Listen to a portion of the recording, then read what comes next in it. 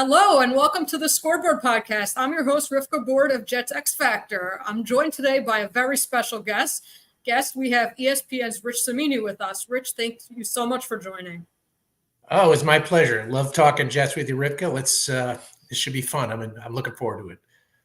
Okay, well, thank you. I just wanted to start off by asking, how has it been covering Aaron Rodgers? You know, the national media seems to hate him so much, but it doesn't seem like the Jets beat does. So how has it been for you covering and the circus that goes along with it? Well, I hope to have the opportunity to see more of him this year.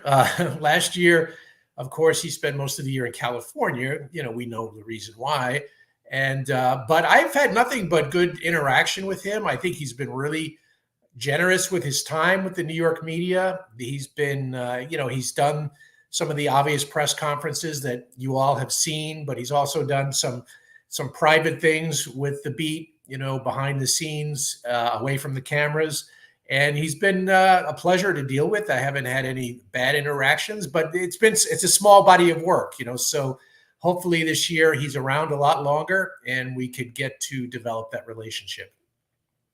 Why do you think the national media hates him so much?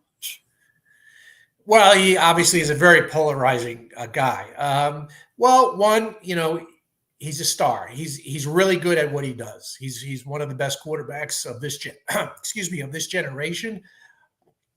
Excuse me. I just had a speaking engagement before I came here, so I'm a little talked out. But he is he does have an ego. He's got a big personality. He's very opinionated. And of course, I think, excuse me, I apologize for that. His stance, he's got some unorthodox or unconventional stances on social issues. The vaccine situation, was polarizing. He's probably overexposed. Being on the McAfee show every week gave him a forum to expound on his opinions. So that's why he's so controversial. He's a very smart guy. He knows it, and he's not shy about saying that. And but I've heard nothing but good things from his teammates and the coaches, and those are really the most important people that matter. So speaking of Rodgers, it's interesting. There was a report that came out today saying that Rodgers didn't love when Saleh said that it was an unexcused absence, and he spoke to Saleh about it. Why do you think Saleh put it that way? Like, why would he put out to the media that it was unexcused? Why not just say we excuse the absence, or we knew about it in advance, it's not a big deal? It seemed like everyone harped on the fact that it was unexcused. Well, obviously, the Jets put a lot of thought into the way they were going to present that, and you're right. It was very curious. It's like they tried to have their bread buttered on both sides. They wanted to say, we're okay with him going to Egypt, taking this trip during a mandatory minicamp. However, it's unexcused. We're not excusing it. So you can't have it both ways. And they tried to get it both ways. I think Saleh it was kind of in a slippery slope because, had he come out and said, we're excusing him on the same day that Hassan Reddick is unexcused because of a contract dispute, it certainly looks like they're giving Rodgers deferential treatment. Now, look, we all know that Rodgers gets deferential treatment because he's Aaron Rodgers and he has a tremendous amount of influence within the organization. But I thought the Jets could have handled it a lot better. I think they created a lot of the controversy by the way they handled it, by the way they presented it. If it were me, I would have tried to have gotten ahead of the story by saying a week or so earlier, hey, look, for minicamp next week, you're not going to see Aaron Rodgers here. We've been talking about this with him for a while. He's going to take a trip. He's got a trip planned that he's had planned for a while. And, they could have gotten ahead of the story a little bit better instead of just dropping that I don't want to say a bombshell because it's not that big a story, but like a mini bombshell on the day that he wasn't there. I mean, it certainly blew up into a major story with everyone and their mother giving their opinion about Rodgers and taking the opportunity to dunk on him. Yeah, it turned into quite the story. It kind of overshadowed Hassan Reddick. I don't know if Hassan was trying to make a statement with his absence. He probably was, but I don't know if it worked or not, because the story became Aaron Rodgers, which certainly caught everyone by surprise. And I know it's been a very polarizing issue among Jet fans, as far as I can tell. I'm of the belief now, some people say, oh, it's only 2 practices, no big deal. Well, I'm of the other belief. I think they call it mandatory for a reason. He should have been there. Not a good look for him or the Jets. And yes, he was at all the voluntary workouts, but this was a mandatory mini camp. He knew the schedule well in advance.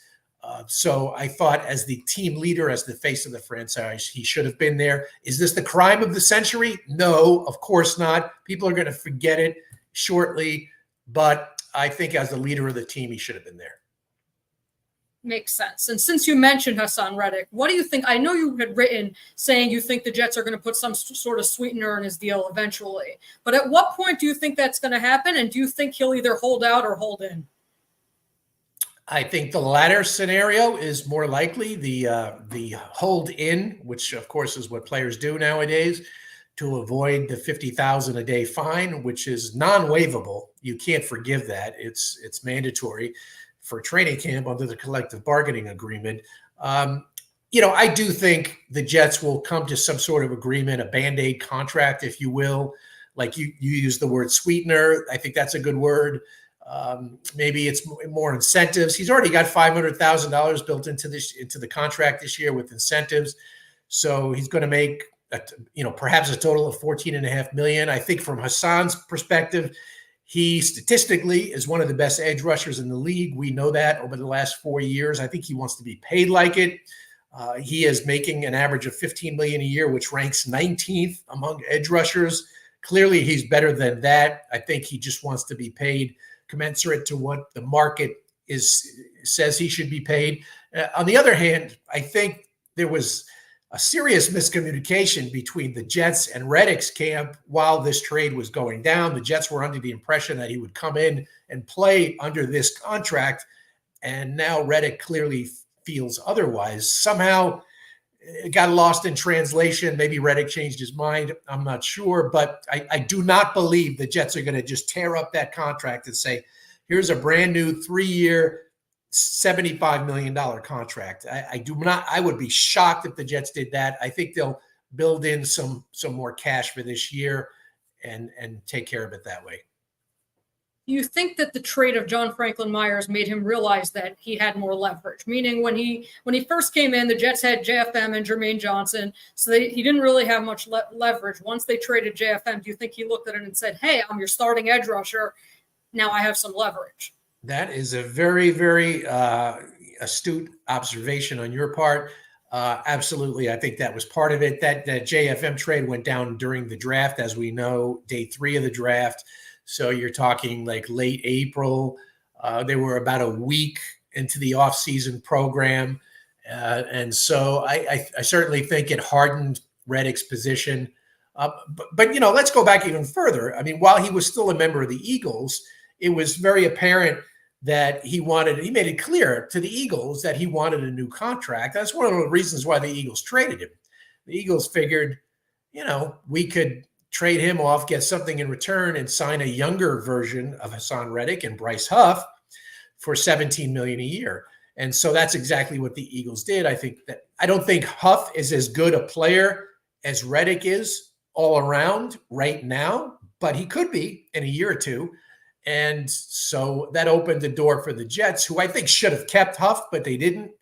And once that ship sailed, I thought it was a good trade to get Reddick, but they put themselves in a really delicate position by not fixing that contract before the trade. And now, the Jets still have the leverage because, he's under contract. He'll get fined if he doesn't show up. What's he going to do? Sit out the year? He's obviously not going to sit out the year. So the Jets still have the most leverage, but Reddick has a little bit, which, he may try to maximize.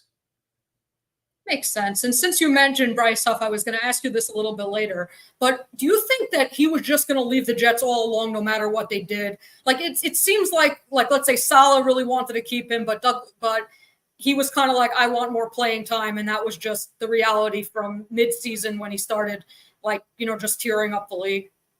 Yeah. I think it was going to be tough once they didn't sign him a year ago. That's where the Jets made the mistake. It was a year ago. They should have tried to get something done last summer going into the season. Um, they thought he was a good player. Did they expect him to have 10 sacks?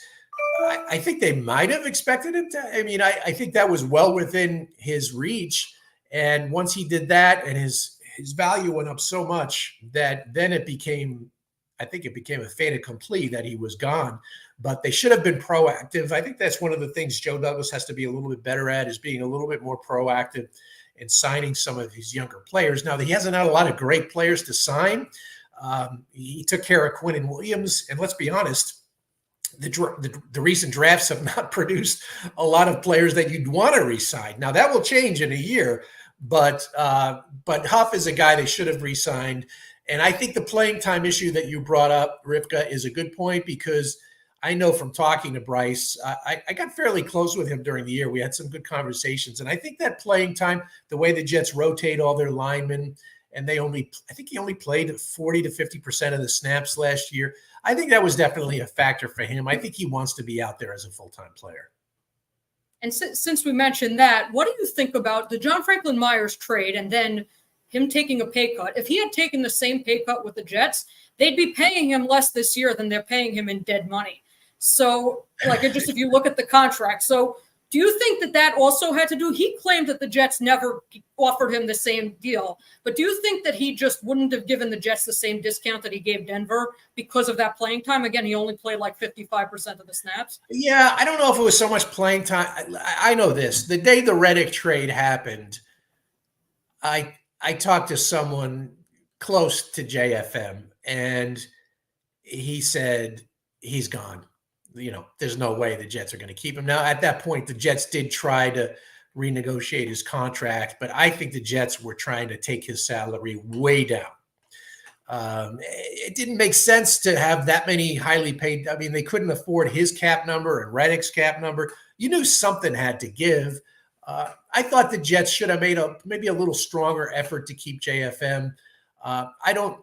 At that point, he may have been insulted by what they were going to offer, and he was just looking. I know his agent was shopping around for weeks to try to find something after the Reddick trade, and he found something in Denver. And so good for JFM. I think they're going to miss him. I think they're going to miss him because of his versatility, because of his ability to rush outside on early downs and then slide inside on third down. They don't have a guy like that. Now, I think they might try to do some of that with Michael Clemens a little bit. They may even try Jermaine Johnson, a little bit of that. But JFM could do both equally well, and it's hard to find guys like that. So they're going to miss him, especially as a third down rusher. Absolutely. Now, getting back to what you were saying before about contract extensions. So, first of all, do you think the Jets are going to extend Michael Carter II, their nickelback, this offseason? Because he's heading into a contract year. He's one of the best nickel corners in the NFL. DJ Reed has already made clear that he expects to become a free agent. But do you think that they would really let Carter test the market, or do you think that they're going to try to extend him? Yeah, I think they'll try to extend him. I haven't checked in with his people recently, but as of a few weeks ago, there had been absolutely no conversation. I've been on vacation for a few weeks, but there had been no conversations as of then. And so, but now is the time, once the team gets back into training camp, there's always a possibility of trying to do something before the season starts. I could see the Jets making that effort. He's probably going to be looking about $10 million a year. That's what the top nickel guys in the league get. He's a good player, but as you mentioned, DJ Reed is also a free agent, different position, plays outside. I don't think they can keep both guys, so they're going to have to prioritize. They have Sauce Gardner, who's going to be eligible in a year for a contract that probably will set the market. That's going to be a market-setting contract for Sauce Gardner, assuming he has another good year. He's going to be able to, he's going to cash in big time. So a lot of, balancing the budget, so to speak. And DJ Reed's a really good player. And he's not old either. He's what, 27, 28. He's a guy who's in the prime of his career. You really want to keep people like that. Good leader, good locker room guy, hard worker, really good influence on Sauce Gardner. And so it looks like DJ said, they're going to let him hit the open market. And once he does, I have a feeling he'll be playing his last year in New York. And so I think they'll probably try to keep Carter and then hope that Quintez Stiggers develops. It's a little bit risky. He's a late round draft pick with no college ball, but he played really well in the CFL. And I liked what he did in OTAs. So I think a lot of that decision could be based on how he develops. So you mentioned, Sauce Gardner with an extension. So far, Joe Douglas, let's say with Quinnen Williams, he didn't extend him after his third season. It doesn't seem like that's really what he wants to do. But do you think, let's say with Sauce Gardner, Garrett Wilson, do you think, Gardner's already a two-time All-Pro, probably best cornerback in the NFL. Garrett Wilson has the potential to be a top 5 receiver in the NFL. Do you think Douglas will prioritize extending one or both of them next offseason to just preempt the market, because the longer he waits, the higher the market is going to go? Yeah, absolutely. And you make a good point. No one has gotten a extension after 3 years. Jamal Adams wanted to be extended after 3 years. There was no way that Joe Douglas was going to pay him $18 to $20 million a year for a safety. That turned out to be a very good trade for the Jets. They do not want to. Sauce Gardner plays a premium position, unlike Jamal Adams. They want to keep him. Joe Douglas is going to have to set a very specific pecking order on how he's going to do this over the next 2 to 3 years, because you also have Breece Hall coming up. He'll be eligible after this year. His is only a 4-year contract. There's no 5th-year option because he was a second-round pick. So you're going to have to really, I think Gardner would be the priority. Could they try to get him done after 3 years? I suppose that could be a new precedent for the Jets. They could try to do Gardner after this season, then try to get Garrett Wilson done the year after the following year. You also have Jermaine Johnson, Breece Hall. They're not going to keep them all. I know Jet fans are going to be sorry to hear. There's no way to keep them all. You got a quarterback who, Rodgers did take a pay cut to his credit, so he's helping them a little bit on the cap. But when he leaves, no one's writing about this or talking about this. It's like a $50-60 million dead cap hit or something. Yeah, it's like his parting gift is going to be a massive cap hit when he leaves. And I know the Jets have factored that into their budget, their long-term budget. And so, they're going to have to create a pecking order and a budget and try to figure this out over the next few years, because their best players are coming up real soon. So if you had to guess between Sauce Gardner, Garrett Wilson, Elijah Vera-Tucker, Jermaine Johnson, Breece Hall, who do you think the Jets end up retaining, and who do you think they end up letting go or trading? It's really hard to project. I think Breece Hall is probably more likely to go because he's a running back, and I don't know. There's obviously positional value that has to be taken into consideration. And that would be a shame, because I think Breece Hall is going to have a really good year this year. And I think he's one of the best running backs in the league. If he stays healthy, there's no telling what he can do behind a functional offensive line, something that he hasn't had in his first couple of years. So that would be a tough one, but they could they could play the 4 years with him, possibly use the franchise tag. So they could have him under their control for 3 more years, the third year, the 4th year, and the 5th year under the franchise tag. So they could have him for 3 years if they play it that way. He won't like that, but that's a way they could go with him. And Jermaine Johnson, I still think the jury's still out to some degree. He's on the rise. He's an ascending player. I'm curious to see what he does this year. And Gardner's a guy you got to keep, though. Cornerbacks are you want to keep those. Wide receivers, I think out of all, he's the most interesting guy to watch. I think Garrett, he's not a top 10 receiver right now. We just had our ESPN executive rankings came out. Jared Fowler does that every year. Garrett was like in the honorable mention group, so he's somewhere in the 11 to 15 across the league. I think he'll rise with a healthy Aaron Rodgers. His numbers will go up. But that's an interesting one. I could see that situation maybe veering off the road a little bit. Garrett does not like losing. I think every Jet fan sees that after the games. He gets so frustrated, even during the games at times. And so if things totally went off the rails this year for the Jets, say if Rodgers had a bad year or he got hurt again and he decided to retire after the year, I could see Garrett Wilson perhaps wanting to move on somewhere to find a quarterback match. So that one I would keep an eye on for Jet fans. Very interesting. I would have, I wrote an article about that earlier this offseason. I thought Garrett Wilson was an absolute priority, but it's very interesting that you say that, particularly because teams like, let's say, are kind of, budgeting, like, let's say the Bengals didn't extend T. Higgins, don't seem to be willing to, you have the 49er situation with Brandon Ayuk. You have different teams kind of, even with pretty elite wide receivers, the Chiefs traded Tyreek Hill, the Packers traded Davante Adams. Like, these are top receivers in the league, and yet they're letting them go rather than committing to them because the receiver market is out of control. Yeah, A.J. Brown got traded. This is going to be a really big year for Garrett Wilson. We know he's a good receiver. There's no question. He got 1,000 yards in 2 years with low-level quarterback play for both the years. So 6 different quarterbacks catching passes from. So this could be the year that says Garrett Wilson tells the world whether I'm a good receiver, I'm like a top 15 receiver in the league, or am I a top 5 guy?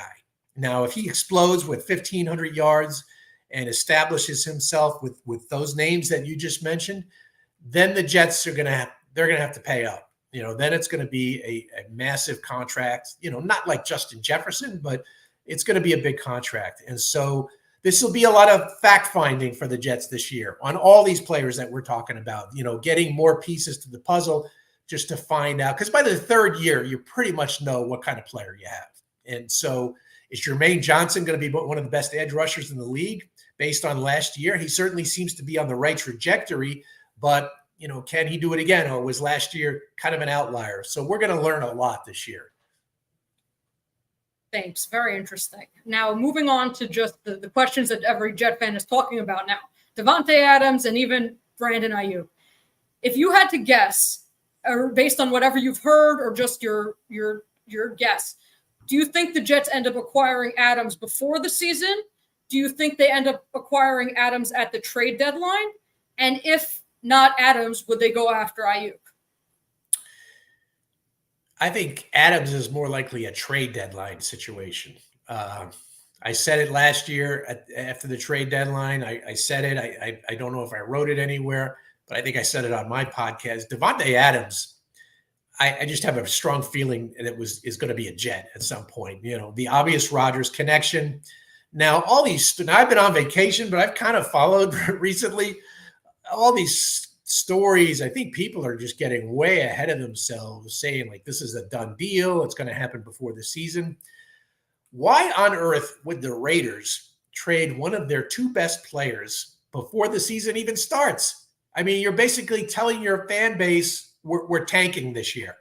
And I can't imagine they would do that with he's not new, but a new full-time head coach in Antonio Pierce, and give away Davante Adams. I just do not see that happening before the season starts. They could do it cap-wise. Cap-wise, it's not a bad hit. They can handle that.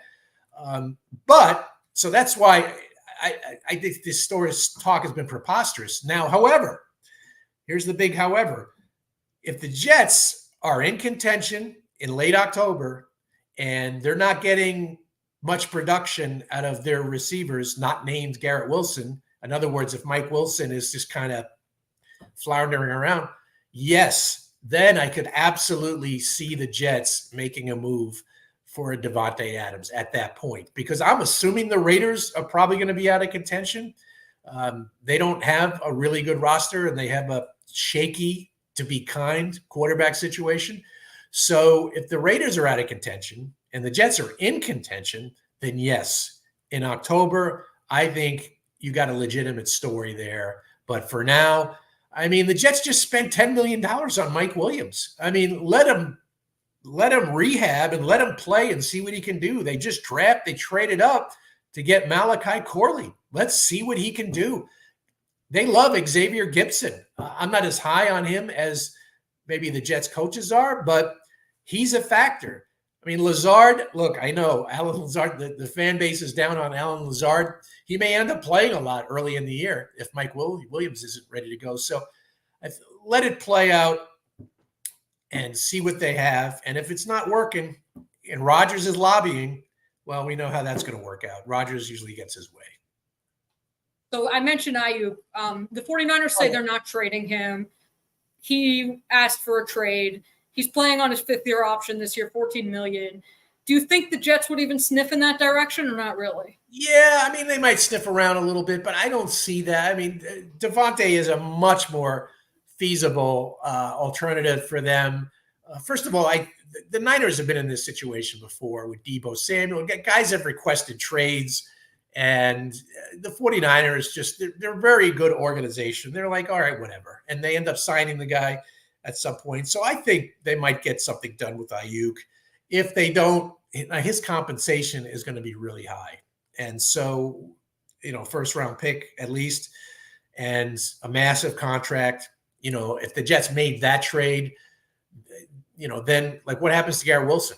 I mean, then you're basically saying Ayuk is our number one receiver, and suddenly there's a cloud over Garrett Wilson's future with the Jets.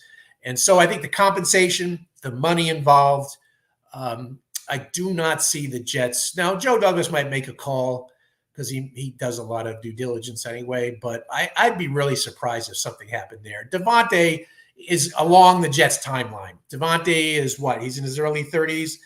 He's in a win now. He wants to be a win now player. He's got a rapport with Rodgers. He knows the offense. He could step right in and, pick up in mid-October and be a big part of the offense with the connection he has with Rodgers. Ayuk, yeah, I don't really see that one going down for the Jets. Now, you mentioned, let's say they would go after Adams if Mike Williams is kind of not playing well. Let's say if he played even close to his usual standard, do you think the Jets would still pursue Adams to give themselves like a really good 1-2-3 punch? Or do you think at that point they would say, we don't need Adams, we've got a really good 1-2? Yeah, that's a tough question, Ripka. I think we're talking like some hypotheticals there. Mm-hmm. If they're getting a lot of production out of Wilson and Williams, I think they'd be okay at receiver. They have a good tight end in Tyler Conklin. They have a great receiving running back in Breece Hall. And so I don't think the urgency will be there. It depends how the entire offense is doing. I mean, if they're kind of hit or miss, one good week, one bad week, and Rodgers still isn't comfortable, could they pick up the phone and try to get Adams and bring him in as a third? Sure. Then I could see something like that happens. So much of it is going to be on Rodgers and his comfort level. And if he just isn't quite clicking with his receivers, but they're okay. Jason Brown, he's another guy the Jets are really high on. No one talks about him much. I know Rodgers really liked him from last summer. He could end up being a factor. So, yeah, that's a tough one to project because we're dealing with a lot of different variables in that question. So just speaking of the receiver unit, you mentioned, Malachi Corley, Xavier Gibson, you have Lazard. How do you think the roles are going to fit out, especially because, as you mentioned, Williams, they might, even if he's ready for week one, they slow played Breece Hall last year. They might slow play him. How do you think, who's their starting slot receiver right now? Who do you think it's going to be heading into the season? How do you just think that they're going to deploy the different guys that they have? Well, I think Xavier Gibson would probably be their slot receiver right now, based on what we saw in OTAs. He got most of the work with the first team. Garrett Wilson plays a lot in the slot as well. So to say cut and like black and white slot receiver outside, X, Z, Wilson moves around. In fact, I think I was doing some statistical study and looked up, his production in the slot is just as good as it is outside. So you could see him in the slot as well. They move the guys around a lot, but Lazard's going to have a role simply because it hinges on Williams. If Williams he's going to need some time to get his legs under him, so Lazard could be in that role as well as the big receiver. So I think Wilson, Gibson, and Williams are probably their top three. I know Jet fans are dying to see Malachi Corley. So am I, because you really couldn't tell anything in the spring because his game is based around physicality and breaking tackles. And obviously in the spring, they're just running around in shorts basically. So didn't really get a chance to see Corley at his best or in his element. But one thing I would say about Corley as a word of caution, just from talking to some scouts and some stuff, there's going to be a learning curve for him here, coming from the offense he ran in Western Kentucky to what he's going to be running with the Jets. It's a lot more sophisticated in terms of the route tree and some of the option reads he has to make on the fly. A lot more than he was used to. In college, it was like, all right, run a bubble screen, run a hitch. He ran some go routes. It wasn't a very sophisticated pass offense. That's not to say he can't do that. I just think that there's going to be he'll need some runway to build up to that. In the meantime, I think they'll try to use him in a specific role as the quote unquote gadget guy, the bubble screens, maybe the jet sweeps, that type of stuff, just to give him a chance to perform in his comfort zone. Exactly. Okay, one more question just about the offense. The Jets, obviously their offensive line, they worked really hard on it. They got, not only did they sign and trade for 2 tackles, but they also drafted one in the first round. They signed John Simpson. But one thing they not do is sign a second interior offensive lineman backup beyond Wes Schweitzer. Do you think the Jets are still at this point going to sign another interior offensive lineman, or do you think they're going to roll with like Xavier Gibson, Chris Blazer, Jake Hansen? Let me consult my depth chart here for a second. I got or even sticking Max Mitchell inside. Got my cheat sheet right here. I thought they were going to try to sign Connor McGovern. He doesn't want to play. That's what I thought too. For the minimum, I guess that's always still a possibility. He hasn't signed anywhere. I think he'd be a really good backup to come in for Joe Tippmann. Schweitzer is, if something happened to Tippmann, Schweitzer would be their center. He would be their backup center. He's also their backup guard. So I think their depth is lacking on the interior. They have, what's his name? Jake Hansen, the former Packer, played a little bit last year. Xavier Newman, they seem to like him. I do believe offensively, that's probably the one area where they could use some reinforcement. And none of the tackles are, they could really use a tackle guard type guy. Now, Max Mitchell played a little bit of guard, I think, in training camp last summer. That would really help his cause for making the team if he could do both. But they don't have that guard tackle guy.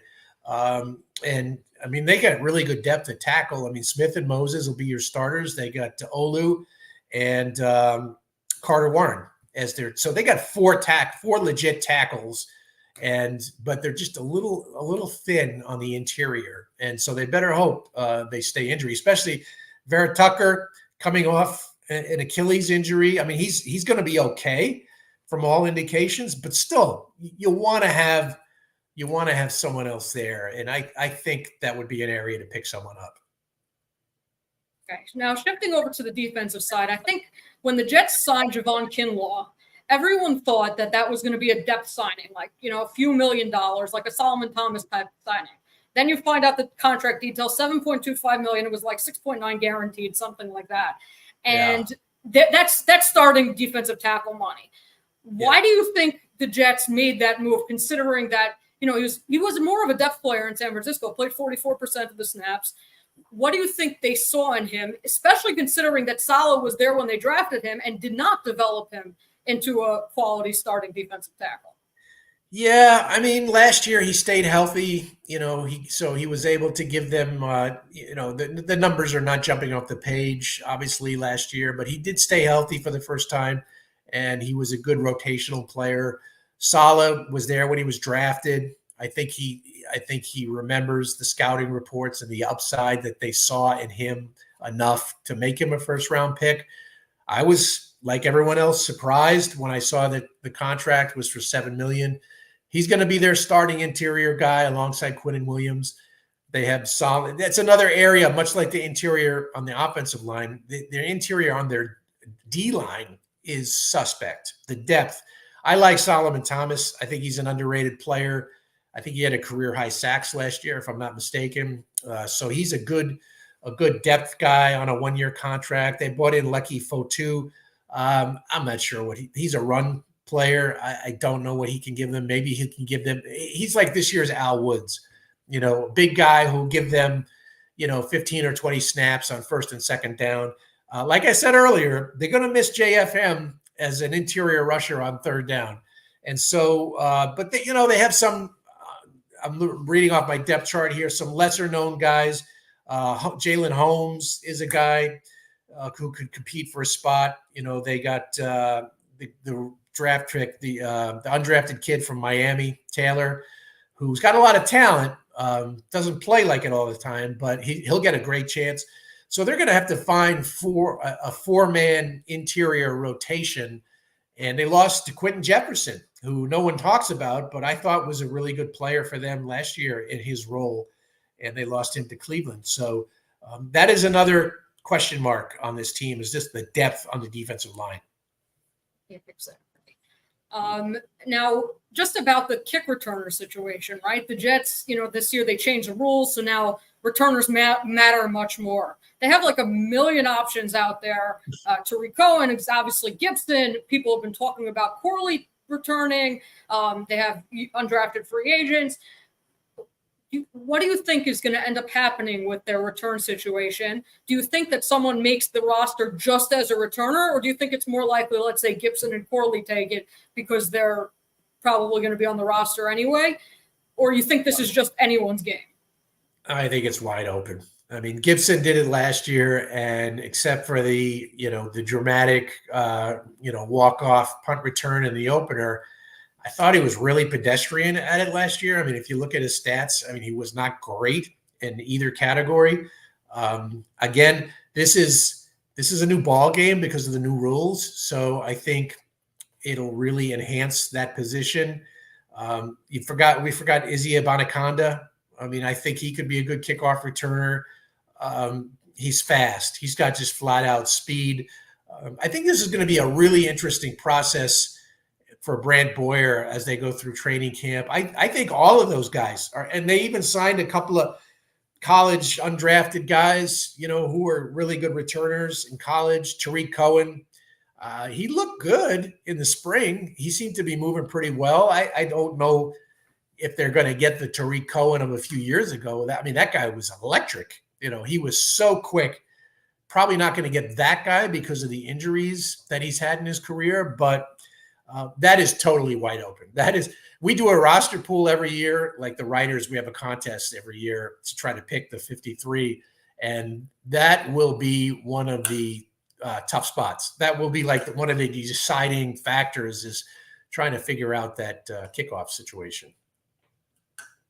Yeah. Now, let's say if you had to guess, who do you think could be a surprise cut candidate? Meaning someone that people aren't really talking about, and a guy that, people just think is going to make the roster and then doesn't. Yeah, that's a good question. You don't have as many surprises these days as you do in the past, because their contracts become guaranteed and so forth. I know some people might say get rid of Alan Lazard. Not so easy, because $10 million fully guaranteed. Woody Johnson is not going to want to pay someone $10 million not to be on his team. So that would be that's like a non-starter, unless they could trade him to find some team. I doubt a team exists that would be willing to take on that salary. But I'm looking through my roster here. A surprise cut. A Chuck Clark, if he doesn't, if he's not the Chuck Clark before his knee injury. They obviously have Tony Adams at safety. They like him a lot. They moved Isaiah Oliver over to safety. They have Ashton Davis, who did well in a very small role last season. He seemed to be around. He's like a ball magnet last year. If Ashton Davis has a phenomenal training camp and they feel comfortable with him as their every down safety, could they cut Chuck Clark? Yeah, I could see that being a possibility. At linebacker, Surratt, Sherwood, Barnes, they'll all be in that group trying to compete for that fourth linebacker spot. So one or two of those guys will get cut. On the defensive line, I really don't see any surprise cuts there. Offense, Izzy Abanaconda will be a player to watch. They drafted the two running backs for a reason. Izzy, I think, has to be a little more focused. I think he's going to be a little more physical. He's got to just run north-south and get yards instead of doing the east-west thing. So Izzy Abanaconda could be a player who I think on the bubble. I think those would be the main guys. They don't have enough depth on the offensive line to do a surprise cut. But, that would be those would be the main guys, I think. Not Michael Clemens. No, I would be surprised by that. I mean, they're going to need. He doesn't make much money, so that's a plus. I think he's got to mature a little bit. Now, it's funny saying that about a guy who's actually older than his rookie class was. So he is mature in age-wise, but at times he's not mature behavioral-wise. I'm pointing to that example last year with Buffalo, with Deion Dawkins.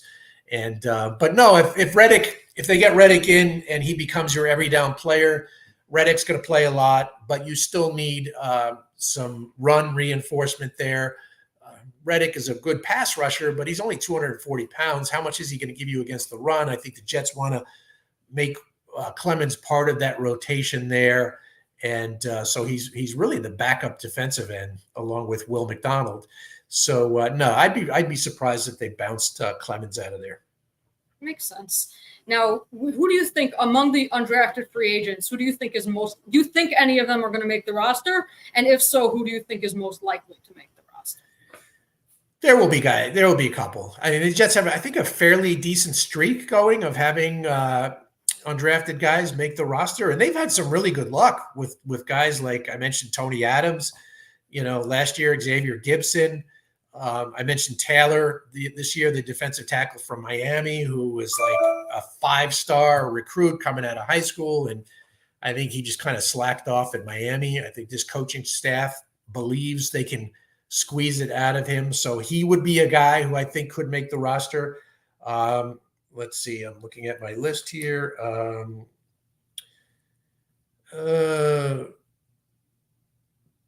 The edge rusher from Michigan was mentioned to me as a player who could be a possibility.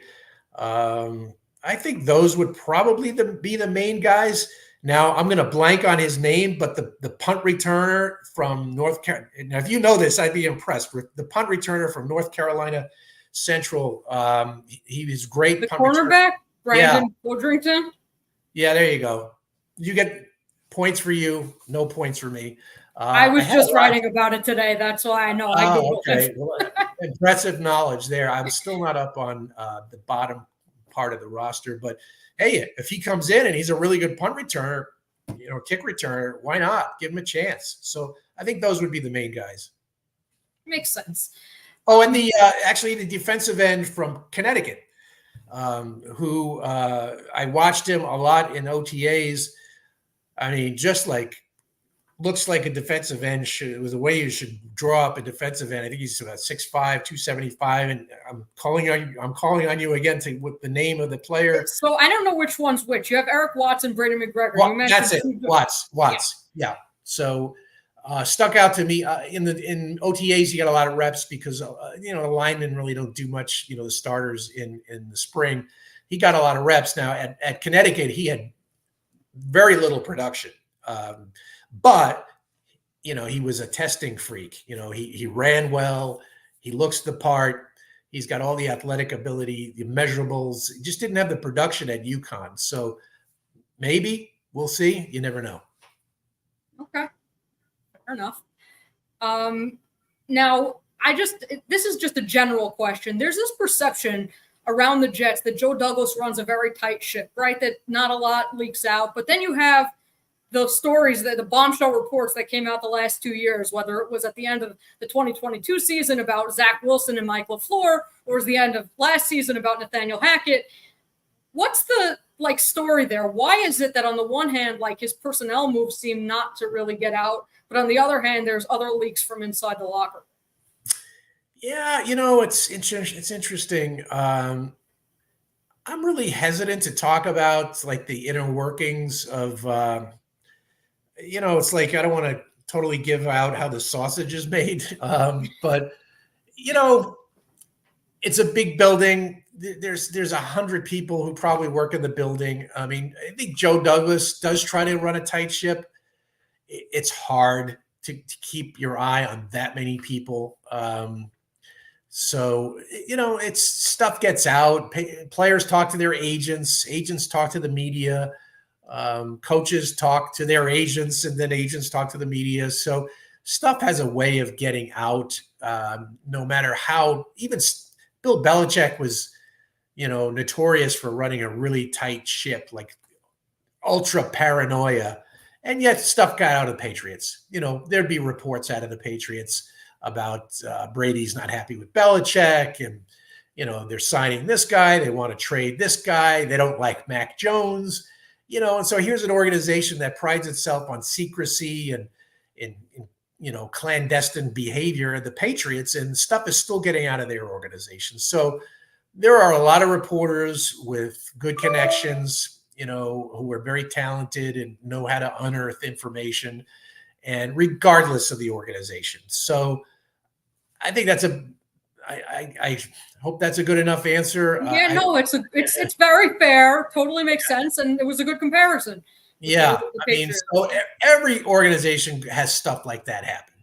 And, like I said, I don't want to get too much into the inner workings because I have definite theories on different things, but stories come out, and all the time, positive stories that teams put out there, negative stories that teams don't want out there, but that get out there. So it's just basically the way the business is now. Now, you don't have to answer this question, but was it Tim Boyle who leaked that Zach Wilson didn't want to start? No, I don't believe it was Tim Boyle. I know that was because there was a lot of speculation about that. Yeah, I do not believe it was Tim Boyle. I know that was pretty rampant at the time, and he was a popular guy. I mean, if you start connecting dots and so forth, I mean, I think that was a popular target at the time, but I do not believe that was Tim Boyle. Okay, fair enough. Just a last question, and we don't have too many comments because it's the middle of the day, but I wanted to get to a few of them. What are your expectations for this team ultimately?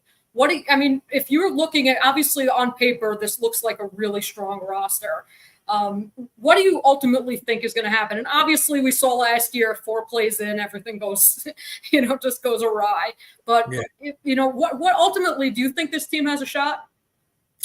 I do think they have a shot. I mean, if you've been reading Jeremy Fowler's daily position by position, I mean, these are the executives in the league, the scouts, coaches. The Jets are ranking. I mean, Quinnen Williams was the number 2 defensive tackle. Breece Hall was the number 2 running back. I don't think cornerback has come out yet, but Sauce Gardner is probably going to be the number 1 or number 2 corner. Quincy Williams and C.J. Mosley were both honorable mention linebackers. Garrett Wilson, honorable mention wide receiver. Aaron Rodgers, despite not playing last season, was the number 8 quarterback. So obviously people still respect him and his reputation. They didn't have anything on the tight end or offensive line, but or edge rush, or actually Hassan Reddick was on our. So what I'm saying is it's a talented roster. In my opinion, it's their most talented roster since their last playoff team in 2010. There's no reason why this team should not be in the playoffs on paper.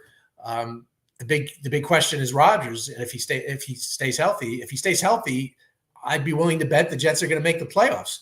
I think even though his physical skills perhaps might be diminished a little bit, I think what he brings from a cerebral standpoint and from a leadership standpoint will help the Jets in ways that they have not been helped at the quarterback position probably since Ryan Fitzpatrick had that one crazy good year in 2015. So they're going to get that intangible benefit from Rodgers. It's a good team. I think there's pressure on Robert Saleh. So my questions about this team, because it takes more than talent, it takes and it takes depth, which is part of the talent question. And I think they have some depth concerns at running back, at receiver, on the offensive line. There's some depth concerns, a little bit on the defensive line. We know how this team gets injured. They've had a lot of injuries in the past. And other areas, it's like this coaching staff. I'm not convinced that this coaching staff can get them to a playoffs. Defensively, they're fine. Saleh, Ulbrich, I think they're a really good combination on defense. I think Jeff Ulbrich will probably be somewhere else next year coaching. He's worthy of a head coaching job. I want to see more from Saleh. Now, I know he's been saddled with bad quarterback play for 3 years, but still the team, they haven't won more than 7 games. So I haven't seen it yet from Saleh. I haven't seen that quality, that special quality that can get a team into the postseason. Now, maybe now that he has Rodgers, maybe he can do that. So that's a question for me. And the other question is, I'm always a little leery of teams that rely so heavily on one player. And it bit the Jets last year.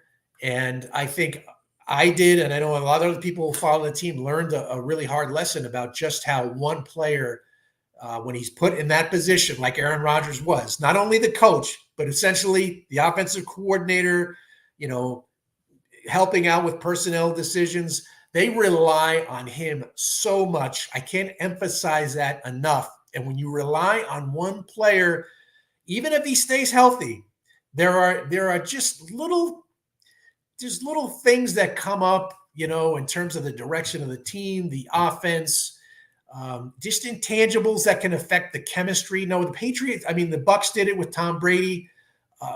That was the outlier. He came in, they won, they championship the first year. He had a really good year. But that team struggled too, by the way. I think they were in danger of not making the playoffs around midseason, and they finally turned it around. So there'll be some growing pains along the way. And I'm, like I said, concerned about the leaning on one player, concerned a little bit about the coaching staff, especially Nathaniel Hackett. We haven't even mentioned him. He did a poor job last year. I know everyone says, well, it's Rodgers' offense. What's the big deal? But it's still the offensive coordinator. He still has to galvanize the entire unit. And I don't know if he can do that. And so I'm looking at the Jets at probably like a 9-8 team right now. And, if things go right, they could win 11 or 12 games. But I think realistically, I'm looking at them as more like a 9-win team right now. Okay. Just to be, the point about Rodgers being, relying so heavily on Rodgers, don't you think most teams are like that with their quarterback? If Patrick Mahomes went down, the Chiefs would not be a very good team. When Joe Burrow went down, Bengals were lost. Do you feel like maybe that cuts a little bit of slack for the Jets? Yeah, I think certainly in those cases, it's 28 out of the 32 teams are doomed if they lose their starting quarterback. It's probably higher than that. You just don't find many. If Mahomes goes out, I think the Chiefs would still be competitive, but they wouldn't be anything close to the Kansas City Chiefs. So yeah, but Rodgers, his impact goes beyond the field. I think it's just in the locker room. It's in the coaching rooms. It's so much reliant on one player in a game where there's 100% injury rate. So they could survive a Rodgers injury if he misses 3 to 4 weeks because of a high ankle sprain. I think they'll be okay with Tyrod Taylor. I really do. They'll be in much better position with him than they would have been with Zach Wilson. I think we probably can agree on that. And but if they lose him in October to another Achilles or an ACL, then they're doomed again. So no matter how they could spin, Cleveland last year was a miracle what they did, with all the different quarterbacks and Joe Flacco coming off the couch. I just think that Rodgers' impact goes beyond just the quarterback position on the field. It's all over the building. I think when he went out last year, I think the organization, they were just demoralized. I think he created a distraction, doing the McAfee show every week and not being there. It was a weird dynamic. Injured players shouldn't be heard from. I know that sounds awful, but usually when you're hurt, you go on IR and you kind of disappear. And that wasn't the case. It was almost like he was the Wizard of Oz behind the curtain, still running things, even though no one could see him. We did see him on McAfee every Tuesday, but you know what I mean. So essentially, that was a bad dynamic. I don't think that helped the Jets' chemistry. And so, so I just think, I'm not saying the Jets are doomed this year, because like I said, this is their best roster since 2010. I just say everything's got to click right. Their offensive line's got to stay healthy. Rodgers has to stay healthy. And I think this coaching staff has to have learned something from last year. They were even more Rodgers reliant last year, and they got caught with their pants down when he went down. I think they learned something from that, and I think they'll be a little better prepared if the unfortunate event happens again. That makes sense. Let's get to just a few comments. So this one, just great Jets, Shark. You do a great job covering the Jets. Keep it up, and glad to see you make an appearance on fan shows like this. I saw you on Jake Asman show. I watched that whole episode. I think it was a few months back, but thank you for joining this one. We really appreciate your work. Well, thanks to great Jets, Shark. Appreciate that comment. Okay, so we covered this one a little bit. We all know Joe Douglas will do a late signing. What position, in your opinion? Yeah, I think probably maybe an offensive lineman, a veteran interior guy. Again, I'm looking at my depth chart. Here's a dark horse situation. Running back. Now, we know Breece Hall, fine. Number one running back. I think he's going to have a fantastic year. However, after him, they're relying on Allen, who was fantastic in the spring. I mean, I think Jet fans are going to enjoy him. He is a big man. I say man, he's 20 years old. Big man, catches the ball a lot better than I thought he would. Isaiah Davis, the other running back they drafted, shows some talent, but they're really young. If neither one of them are progressing that well through training camp, could they go out and bring in a veteran body at running back? Yes, I could see that. I can tell you it won't be Dalvin Cook again. I don't think they'll go down that road again, and I don't think they'll pay $7 million for him, which was just an insane amount of money last year that Dalvin Cook got. He played the Jets like a fiddle last year. But you kind of want to have that veteran. Izzy's not even a veteran. Izzy didn't even play that much last year. So they don't have that veteran running back. They're all in their early 20s, a very young group. So that would be my position to watch in training camp. You don't think they'll bring in another safety like a Quandre Diggs? I know Simmons will probably end up with more, but like a Diggs. Yeah, Simmons is going to get he's looking for more money. Like I said earlier, my dark horse guy maybe to get cut would be a Chuck Clark if he's not coming back, quickly from his knee. They like Adams. They drafted Jalen Key. They have Bernard Converse, last year's draft pick, who played some safety. They moved him around a little bit, actually played some corner in the spring too. So he's kind of a hybrid guy. They got Isaiah Oliver that they moved to safety in the spring. So they have some guy. It's not a strong position for them, but in the Jets scheme of things, the defense is built around the corners and the defensive line.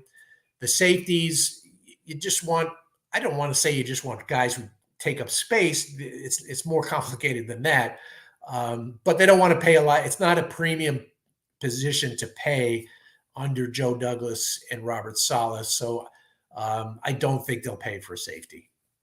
It's funny you say taking up space, because that's essentially what their safeties did for the last 2 years. I mean, LaMarcus Joyner, Jordan Whitehead, Adams, okay, I guess below average, but they like him. Whitehead,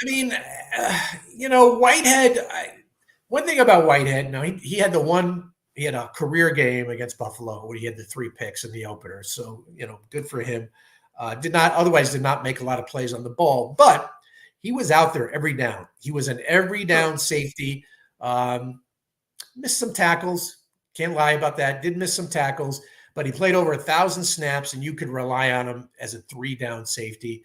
And so there's value in that. Obviously, Tampa Bay saw value in that. They brought him back after his couple of years in New York. So yeah, it's not a glamorous position in this defense. You're going to be overshadowed by Sauce Gardner and DJ Reed and the front seven. That's just the way it is. I think they're looking for smart guys who could do their assignments. Chuck Clark is a smart guy, a very good tackler. He'll improve the tackling back there, but he hasn't played football in a couple of years coming off that ACL. So you wonder about that. It's a position to watch, but I think they might be able to get by with what they have. I don't know. So we have trade fry. You've got, of course, everyone's all excited about that. But I said earlier in the offseason when there was talk about it that it was basically not going to happen, and you confirmed that. You're talking like how big a contract you're looking at there. You're talking like $30 million or something, in that high 20s. That is a massive. You're talking like next year's number one that you're giving up. And something else I would think. And the 49ers are a smart organization. And the 49ers it's win now for them. I mean, this is their last year with Brock Purdy on his rookie deal. Things are going to change next offseason. Their entire salary structure is going to change. If they don't win a Super Bowl this year, it's going to take some real handiwork with the roster after that. So that's why I'd be surprised if they trade him. I really would be surprised. He's a good player. The Jets were interested in Deebo Samuel a couple of years ago. They had a flirtation during the draft, but I think at that point, 49ers were telling the Jets, we're not going to trade this guy. And so, like I said, Davante Adams is the name to watch. That's for all the fans clamoring for what. Now, it's not going to happen before the season. Again, why would the Raiders do that? But it could be a Halloween trick or treat situation. You might Jet fans might get that as a Halloween treat, Davante Adams. Okay. Definitely we'll keep an eye on that one. I'm sure there will be a lot more smoke continuing to come out. Every day there's someone else saying that Adams is going to the Jets. Yeah. Well, people need to just calm down a little bit. And, let the see. Adams' agent put out a statement yesterday or the day before, which is really unusual for an agent to put out a statement on a player saying about trade rumors are not true. It's unusual, and it's like the agent wouldn't necessarily know everything that's going on. Now maybe the Raiders would keep Davante Adams apprised of any trade talks that they were having, but not necessarily. Sometimes players get a phone call from the team and they say, "Hey, we just traded you to so-and-so." And it's like, okay. And so the agent doesn't necessarily know everything that's going on. But in this case, I do believe Davante Adams will begin the season a Raider. And that was kind of my impression too. Well, marvelous. Thank you. I appreciate that. Now, Calvin Joseph brings up an interesting question. We talked about Michael Carter II. What about Tyler Conklin? I mean, you mentioned it seems like he got a bad rap in the national media, like several outlets, including at ESPN Plus. Aaron Schatz had written about the Jets' biggest position of need was tight end, kind of slandered Conklin there. And there were a couple of other. I think NFL.com put the Jets tight end position is one of the top 10 roster holes in all of football, which I thought was completely asinine. And so do you think there's any chance the Jets would try to rework or give Conklin an extension? You don't think so? I do not see that happening right now, Rivka, just because, there are guys, and this is one of the interesting things about the Hassan Reddick situation. So, if they redo Reddick's deal, like substantially, people like DJ Reed and Tyler Conklin, they're going to be lying, Michael Carter, they're going to say, wait a minute, why does he get a new deal? And I don't get a new deal. I've been on the team for 3 or 4 years. Why can't I get a new deal? And so this is something Joe Douglas is very mindful of. GMs have to keep their finger on the pulse of the locker room. And so if they give Reddick, like I said, I don't think it'll happen, but if they give him a 3-year, $75 million contract, I guarantee you these other players are not going to be happy, because they've been the guys, the soldiers who have been here and have endured some of these rough seasons, and they deserve a contract. All those guys deserve. Tyler Conklin should get a new deal. Will he get it from the Jets? I tend to doubt it, just because there's other guys ahead of him in the pecking order. I think he's a good tight end. I don't think he's a game breaker. He did not score a touchdown last year. Now, we know the Jets only scored 18 offensive touchdowns, which was the lowest in the league. But Conklin is a good intermediate type receiver who I think can put up better numbers with an Aaron Rodgers at quarterback. I guess that goes without saying. But I don't think he'll be the focal. I mean, there was a lot of talk about Brock Bowers, who I think has much more upside than Tyler Conklin, but I thought the Jets made the right decision by taking the tackle over the tight end. But I don't see Conklin. And, Woody Johnson has not been in a spending mode lately. I don't know if anybody's noticed this. No one's really talking about it. This offseason, they did not spend a lot. All those big name guys that they brought in, Williams and Tyron Smith, 1-year deals, pretty modest salaries, a lot of incentives. This was not a big spending offseason for Woody Johnson. So I don't think he wants to go out and break the bank for some of these other guys. Makes sense. We answered this question already. Are they aggressively pursuing another receiver? I mean, as you said, like they'll definitely be in on Adams, but probably not until the trade deadline. Yeah, absolutely. Greg, hey. Yeah. Wait and see. Okay, so Verge is saying such good problems to have. Remember, the roster was so bad they had nobody to pay. Ended up giving Le'Veon money. I hated McCagnon so much as a GM. Yeah, Le'Veon's contract was obscene. It was. I mean, he ended up making about $27 million. He played about 1.25 seasons. When he scored like 2 or 3 touchdowns, it was one of the worst contracts in recent NFL free agency history. And now he has the nerve. He's like attacking Adam Gase every day on social media. What's up with that? It's like, okay, Gase is not a good coach. We know that. Bell didn't like Gase. Gase didn't like Bell. Gase didn't want Bell. Bell knew that Gase didn't want him. So it was not a good relationship, but come on. I mean, it's been a few years. You've made a ton of money. Let's let it go. Let it go already. Yeah, just attention seeking doesn't go away. Yeah, here I am defending Adam Gase. What is happening? Yep. I mean, we forgot about the Trumaine Johnson deal too. That one with Possible was even worse. Don't get me started.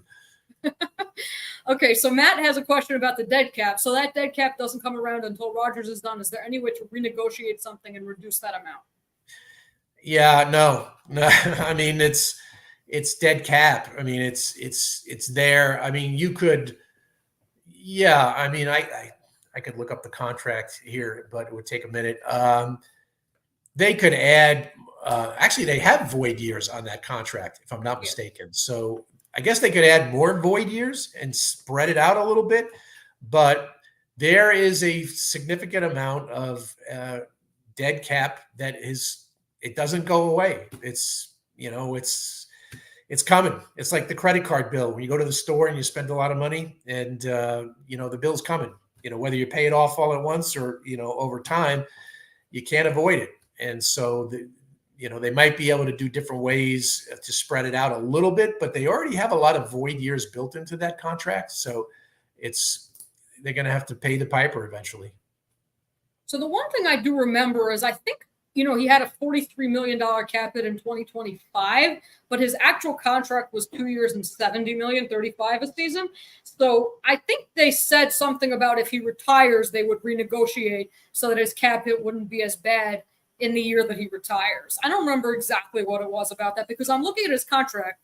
It's showing 112,550,000, but his actual, like the pay cut that he took was 35 million guaranteed over 2 years.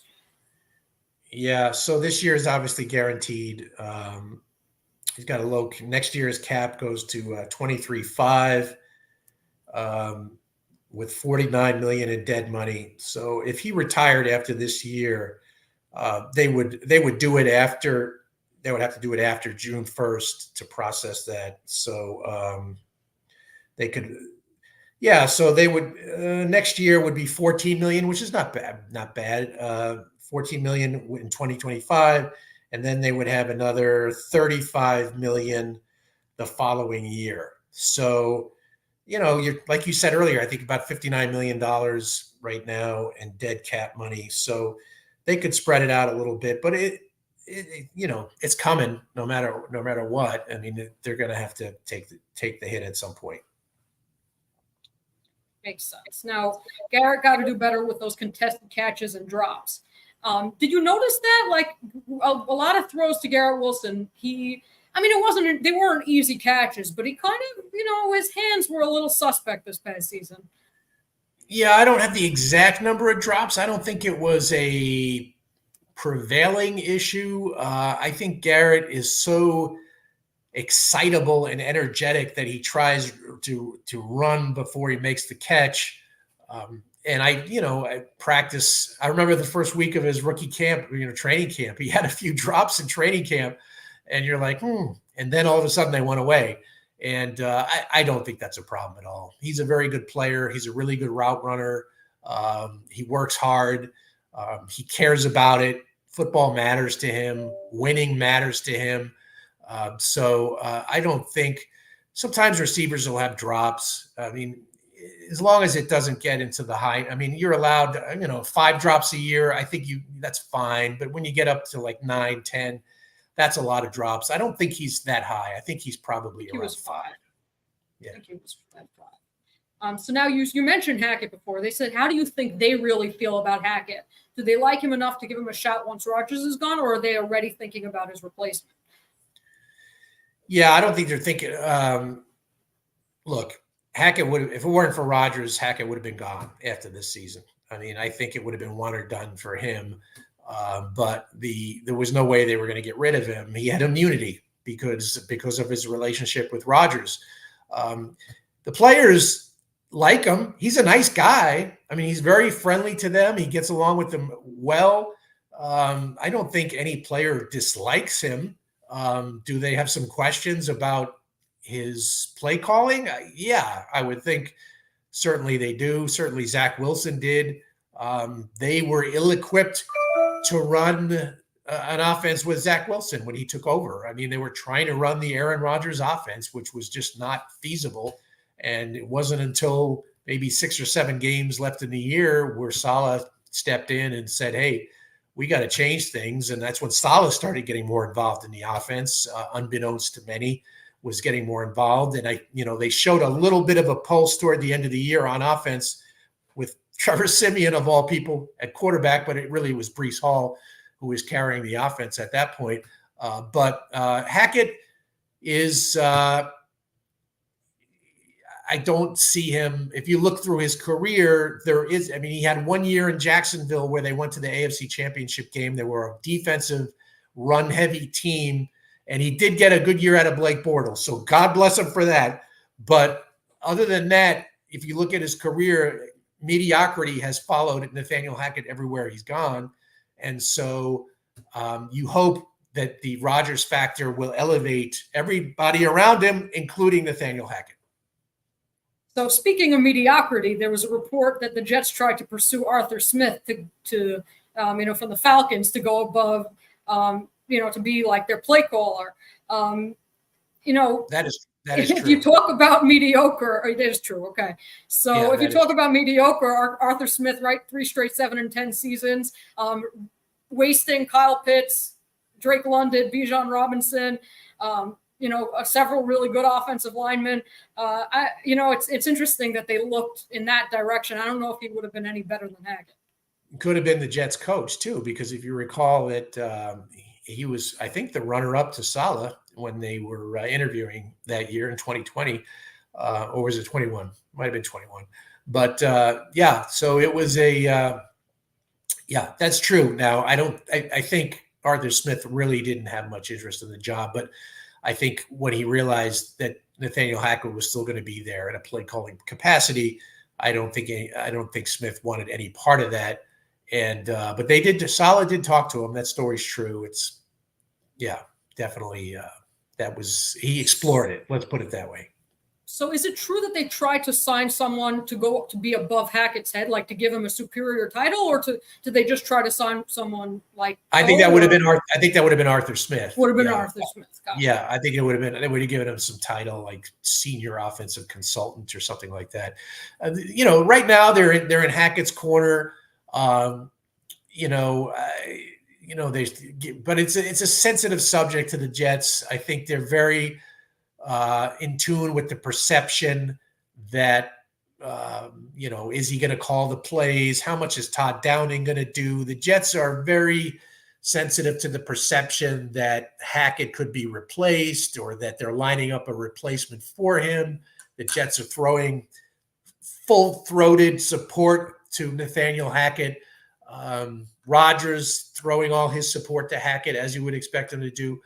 But look, if the Jets start 1-3 and their offense looks like it did last year, could they replace Hackett? I certainly could see them moving him over and having Todd Downing call plays. I mean, it wasn't just his play calling. He also said some incredibly tone-deaf things. Like at week 2, he said how he didn't expect Micah Parsons to be as good as he was. In week 8, after the Giants game, he said he didn't realize Breece Hall was that good of a receiver. I mean, it just sounded like that for a coach. That really sounds bad. Yeah, it was actually later in the year about the Breece Hall comment. I think he said something like, we asked him about some things he learned during the year, and he said it wasn't until the Giant game that he realized Breece Hall was such a good receiver. He had that 50-yard catch and run against the Giants in that dreadfully bad game against the Giants. But that was well, have you been watching training camp? He's a pretty good athlete, Breece Hall. He can catch and he can run. And so, the Parsons comment, he did make that comment. That was just a really poorly devised game plan that week. I mean, they left poor Dwayne Brown singled up against Micah Parsons 20 times in that game. Zach Wilson he didn't even have a chance in that game. There were some other games that the Charger game offensively was just a poorly conceived game plan. And I could go on. I mean, look, they were historically bad during certain stretches of the season. And like I said earlier, 18 offensive touchdowns in 17 games. Not a good ratio for an NFL team.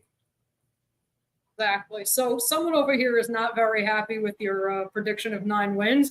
Said we won 7 with Zach Wilson. Even if Tyrod is quarterback all year, we win 10. So there is this kind of perception that if Tyrod Taylor had been the quarterback last year, the Jets probably would have made the playoffs because their defense was so good that they just needed mediocre quarterback play.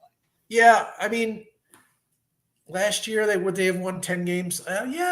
They could have won 9 or 10 games last year with Tyrod Taylor. Taylor's had his issues too. Let's not be naive. He's mostly durability issues. Would he have stayed healthy for an entire season? He has battled various injuries in recent years. So that's the big concern with Tyrod Taylor, that if you have to go to him for multiple weeks, can he hold up? He tends to hold the ball too long. He'll take hits. And so, I think he would be an effective 1 or 2 game starter. Like I said, if Rodgers turns an ankle and can't go, I think the offense can function with Tyrod. I think the players respect Tyrod. One thing that's very interesting, if you notice how whenever Robert Saleh is asked about Tyrod Taylor, he always elite locker room presence, elite leader, that sort of stuff. He's praising his intangibles. And so I take that. To me, I read that as that's something that Zach Wilson didn't do. So, Tyrod is bringing more presence, more leadership to the quarterback position than Zach Wilson. Zach Wilson had no leadership ability, whatsoever. I think the players finally began to respect him toward the end of the year when basically Zach told the coaches, F you. I think that probably him more points than he was when he was playing quarterback, and so he went out and played that incredible game against Houston, which was essentially his New York Swan song. But so Zach Wilson brought zero leadership to the position, a position that requires maximum leadership. So it's interesting you mentioned that, because about Tyrod, let's say, being good for a game or two, because that was my point last offseason. Everyone kept saying, if Rodgers goes down, it's over. I said, okay, yeah, if he goes down for the season like he did, it's over. But what if he misses 2-3 games?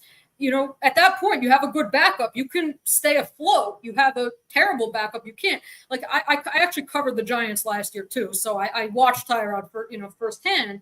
And one thing you saw about him is he was in just as bad of a position as Zach Wilson with the Jets. The Giants' offensive line gave up like 80 sacks last year or something, some ridiculous number. I might have exaggerated that, but they gave up at least 60.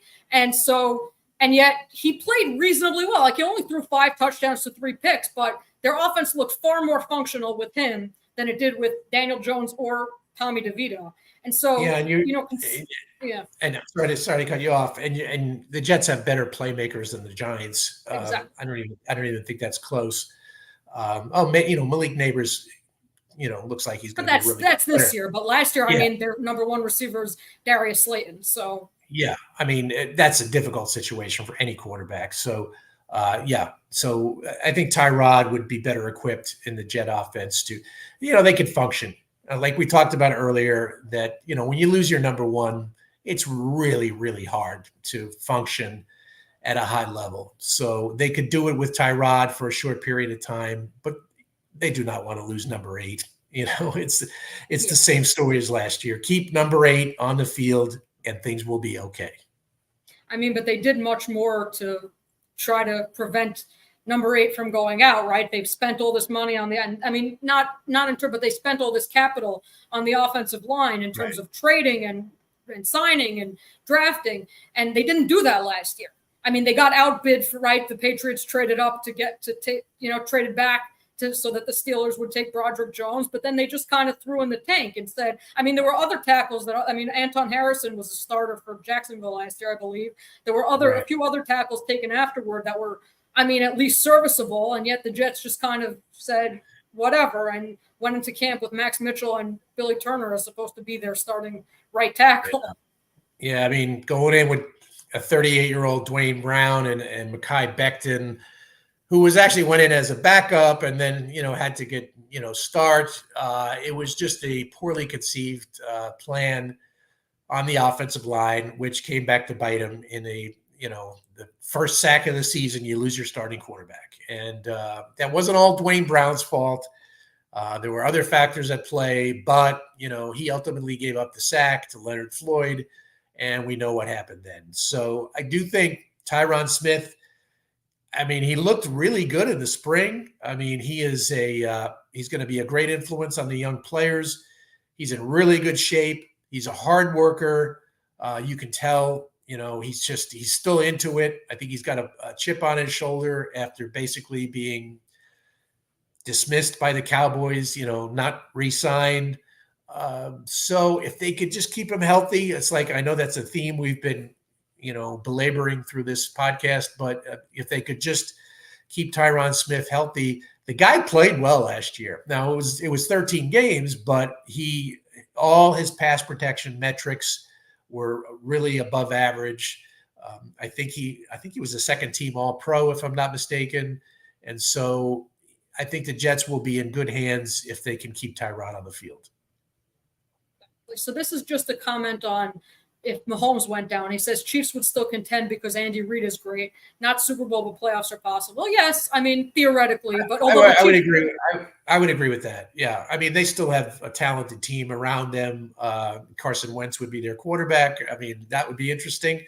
No Chief fan wants to see that, but they still have a really good defense, and they got some young, fast receivers. They got a good running back. They have a really good offensive line. And they have an outstanding Hall of Fame coach. So I agree with Alex. I don't think they'd be a Super Bowl team because they wouldn't have their Hall of Fame quarterback, but I think they would still be in the playoff mix. I do not see the Jets on the same parallel. If they lost Rodgers, I don't think they have that foundation yet, that coaching foundation, that cultural foundation that they could lean on through something like that. And that's why I think it would probably fall apart for the Jets. Makes sense. Now, this is a very pessimistic outlook. We win 12 games, then Rodgers blows out his knee a week before the playoffs. Well, yeah, that would be Jet-like, but let's hope that doesn't happen. You don't. Look. I don't root for the Jets. I don't root against the Jets. So my job is ultimately to remain neutral. But would I like to see the Jets have like a fantastic year and make a deep run into January? Absolutely, because it would make my job more interesting. I'd have more people reading my stories and more TV opportunities and so forth. So I would love to see the Jets have a Super Bowl year before I retire. So yeah. So let's hope no one gets hurt. You never want to see players get hurt. Exactly. So record prediction. So you said 9-8. I'm a little bit more optimistic. I think the Jets are going to go either 11-6 or 12-5. But I'm also assuming that Rodgers is going to stay healthy, which is a big assumption. I said 9-8. As Bill Parcells always used to say, I reserve the right to change my mind. By the end of the summer, I could be at 11-6. If things are really coming together and it looks like things are really clicking, I could change my mind. I don't think I would go higher than 11-6. So I don't have to make a solid prediction until week 1. But right now, like I said, the offense is going to have some growing pains early in the year. 3 new starters on the offensive line, a quarterback who hasn't played football in 19 months, an offensive coordinator who is shaky at best. And so, they faced 2 good defenses in the first 3 weeks. That's San Francisco, and New England still has a good defense. Their offense is no good, but their defense is good. And so I think the Jet defense is going to have to carry them early in the year. I think Breece Hall will be a major factor early in. They should ride Breece Hall for the first month of the season to give Rodgers a chance to get his footing under him, to get his reflexes back. He's talked about that. He feels great. The Achilles feels good, but it's the other things. It's the reflexes, the instincts, those sort of things that really made him who he is. That will take a little bit of time to come back, and it's not going to come back in a preseason game or a joint practice. It's going to be when things are moving quickly, in the regular season when they're facing the 49ers in the opener. I think he's going to realize, wow, this is really fast. And I think that hit him a little in the Buffalo game last year. Even though he did play a little bit in the preseason, I think things were moving very quickly for Rodgers on those 4 snaps. And I think he wasn't quite settled in yet before the injury happened. And so there's going to be some growing pains, and I'd like to see the Jets be a very run-oriented team early in the year. You don't want to see Rodgers throwing it 40 times early in the year. You don't want to see that. As the year goes on and he gets more comfortable and he gets back to being who he is, then you spread it out a little bit, then you open it up. I mean, and I do think that that's going to be the Jets' plan early on, is to ride Breece Hall, because they went and they raided the Ravens, right? They went and they took John Simpson, Morgan Moses, 2 players who have really good, run game reputations, and so that indicates to me that they really want to run the football. Yeah, I mean, that's run the ball, play action. It'll be interesting to see the balance. Rodgers is a quarterback. He likes to throw the ball. He's made his career throwing the football. So, there's a certain amount of ego involved. How much is he willing to concede? This is, going back a long way, obviously, but in 1968, one of the reasons why the Jets won the Super Bowl, one of the reasons why the Jets got to the Super Bowl was because Joe Namath realized that he was throwing the ball too much and he was throwing too many interceptions. And they started running the ball, with Matt Snell. And it took a little bit of adjustment for Joe to dial it back a little bit because of, ego, competitive arrogance. You want to throw the ball. He took one for the team. And back then all the quarterbacks called the plays back then. It's not like now. So he called the plays. He called the running game. he was conceding, he was sacrificing his own stats for the good of the team, and that got him into the Super Bowl, where they obviously still ran the ball really well in the Super Bowl. So Rodgers has to go in with that mindset. That makes a lot of sense, actually, because I never thought of that. That like a big part of it is whether Rodgers is willing to take a step back in that way, even if the Jets' intention is to do that. Greg, thank you. I appreciate it. So we have a question. How do you judge the backup tackle situation heading into next year? Yeah, I'll do a couple of more questions and then I have to go because I think my voice, which has been which has I been appreciate wavering, is going to give out finally. But I think their backup tackle situation is fine. I think Carter Warren and Olu Fashanu are good backups. I'm curious to see if Olu is really the backup left tackle. What if I think Morgan Moses will be ready to go for training camp, if not early. I don't think he's too far away. He's coming off that pec surgery. But I'm just throwing this out as a hypothetical, but what if Olu comes in and he's lighting the place on fire and he's just as good as Morgan Moses? Do they move Olu to right tackle? I don't think that's the Jets' plan, and I don't think it's likely that he would outplay a veteran like Morgan Moses early on, but it's something to keep in mind. I think Simpson is probably the weakest spot on the offensive line at left guard. I don't know if they would move Fashanu to left guard. He's never really played it before, but Carter Warren's a good backup. I don't think probably not ready for starting duty just yet. He's probably the heir apparent for Morgan Moses at right tackle. So the Jets have their two heir apparents at left and right tackle on the bench. And so for the long term, it looks good. Okay. And this question I guess I'll take this and maybe one more. Do you have any inside info on what made Douglas stupid enough to go into last year with that offensive line?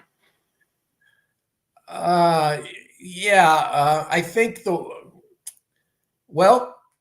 that's a good question. I don't think he went in thinking, God, this is going to be terrible. He had a soft spot for Dwayne Brown. He really did. I think that the entire organization just had so much respect for Dwayne Brown, what he did the previous year, playing through that torn rotator cuff, that they wanted to extend him every opportunity to rehab and come back.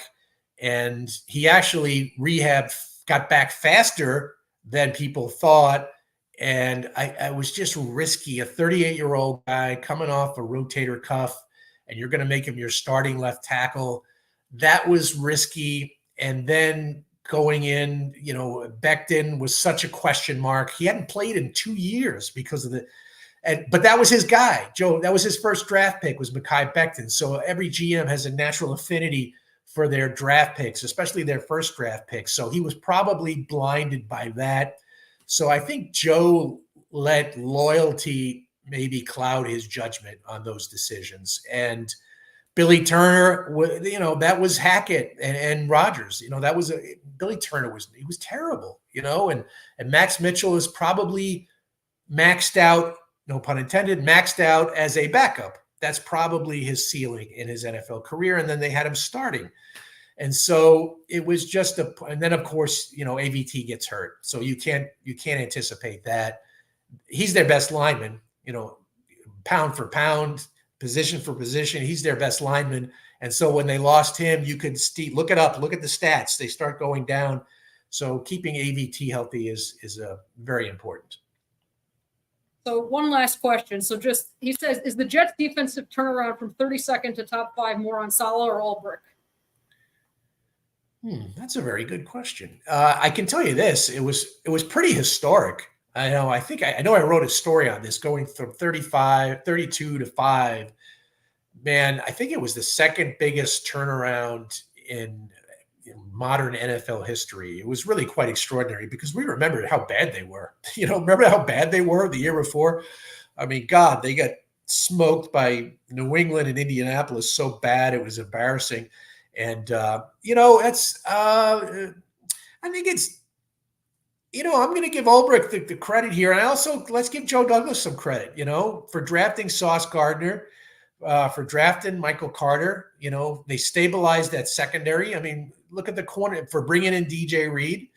I mean, the cornerbacks, the year they had Bryce Hall and I'm blanking. Oh, and Brandon Eccles. They went from Bryce Hall and Brandon Eccles to Sauce Gardner and DJ Reed. That's a massive upgrade.